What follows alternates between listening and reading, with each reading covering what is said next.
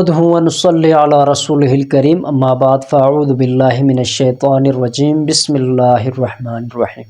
اہم مسئلہ لے کر آپ کے سامنے حاضر ہوا ہوں، اور یہ ایک ایسا مسئلہ ہے جو خاص کر سردیوں میں جو ہے اس کے اوپر عمل کرنا بہت زیادہ مشکل ہو جاتا ہے، اور اس مسئلے کی وجہ سے اس کو پورا نہ کرنے کی وجہ سے جو ہے اکثر حضرات جو ہے ان کی عبادات میں فرق آ جاتا ہے، جس کی وجہ سے ان کی نمازوں میں بھی فرق آ جاتا ہے، اور ان کے پاکی کے مسائل میں بھی جو ہے کافی ان کو کئی مسائل کا سامنا کرنا پڑتا ہے۔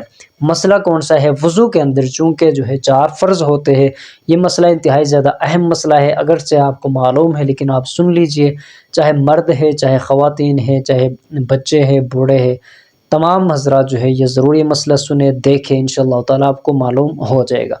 وضو کے اندر چونکہ 4 فرض ہے، سب سے پہلا جو ہے پورا چہرہ جو ہے ٹھوڑے کے نیچے تک، ماتھے سے لے کر، یہ دونوں فرض ہے۔ اس کے بعد بازوؤں کو، جو دونوں بازو کوہنیوں سمیت کوہنیوں کو بھی دھونا ہے، اور اس کے بعد جو تھوڑا سا حصہ ہے وہ بھی آپ دھو لیں گے، انشاءاللہ یہ فرض آپ کا پورا ہوگا۔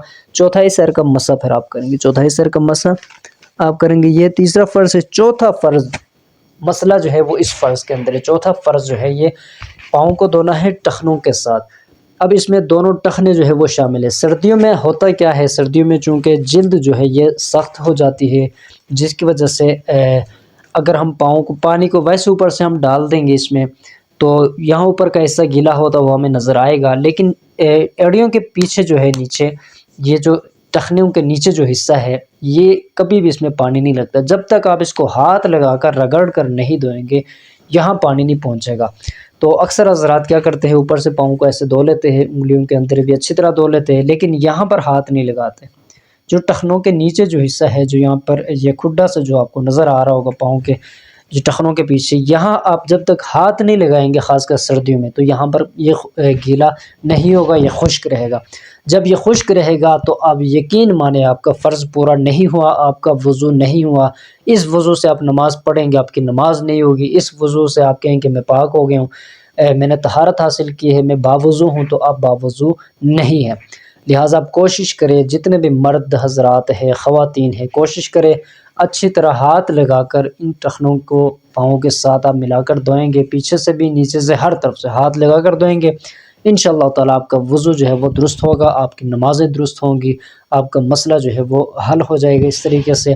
تو یہ انتہائی زیادہ اہم مسئلہ تھا آپ کے سامنے، یہ اس کی وضاحت کر دی۔ اللہ رب ذوالجلال ہمیں عمل کرنے کی توفیق عطا فرمائے۔ اس طرح چھوٹے چھوٹے مسائل ہوتے ہیں جن کا ہمیں پتہ نہیں ہوتا، تو انشاءاللہ تعالی ہم اسی چینل پر آپ کے سامنے لاتے رہیں گے، اس لیے آپ اس چینل کو سبسکرائب کریں، تاکہ ہماری طرف سے جو ہم آپ کو پیغام دیں گے، جو وظائف، جو مسائل آپ کو دیں گے، وہ بر وقت آپ کو ملتے رہے۔